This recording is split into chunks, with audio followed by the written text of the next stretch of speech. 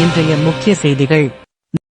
அகில இந்திய பத்திரிகையாளர் சங்கங்கள் கூட்டமைப்பு தோழமை சங்கமாக பர்கூர் பிரஸ் கிளப்பை அங்கீகரித்து அகில இந்திய பத்திரிகையாளர் சங்கங்களின் கூட்டமைப்பு ஒருங்கிணைப்பாளர் திரு சி. கருணாகரன் ஐயா அவர்களுக்கு எங்கள் பர்கூர் பிரஸ் கிளப் பொறுப்பாளர்கள் மற்றும் உறுப்பினர்கள் அனைவரின் சார்பாக மனமார்ந்த நன்றிகளை தெரிவித்துக் கொள்கிறோம். கிட்னிகள் ஜாக்கிரதை என்ற பேஜுடன் காயம் எல் ஏக்கள் வருகை. கிட்னிகள் ஜாக்கிரதை என்ற பேஜுடன் காயம் எல் ஏக்கள் சட்டப்பேரவை வருகை. கிட்னி திருட்டு பேரவையில் விவாதம். ஏழை மக்களின் கிட்னியை திருடிய மருத்துவமனை மீது திமுக அரசு எந்த நடவடிக்கையும் எடுக்கவில்லை. எடப்பாடி பழனிசாமி.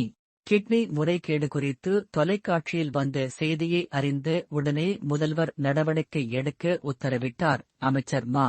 சுப்பிரமணியன். ஆளுநர் பரிந்துரைகளை நிராகரிக்கும் தீர்மானம் சட்டப்பேரவையில் நிறைவேற்றம். ஆளுநர் பரிந்துரைகளை நிராகரிக்கும் தீர்மானம் தமிழக சட்டப்பேரவையில் நிறைவேற்றம்.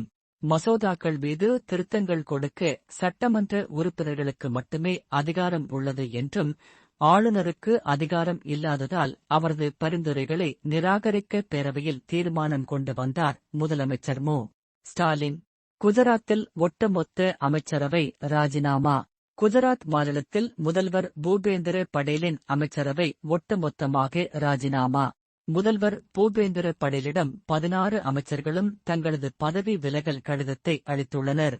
குஜராத் புதிய அமைச்சரவை நாளை பதவி ஏற்பு. நாளை அக்டோபர் 17 காலை 11:30 மணி அளவில் குஜராத் புதிய அமைச்சரவை பதவியேற்பு நடைபெறும் என அறிவிக்கப்பட்டுள்ளது. புதிய அமைச்சரவையில் இளைஞர்கள் மற்றும் பெண்களுக்கு வாய்ப்பு அளிக்க முதல்வர் திட்டம் என தகவல்.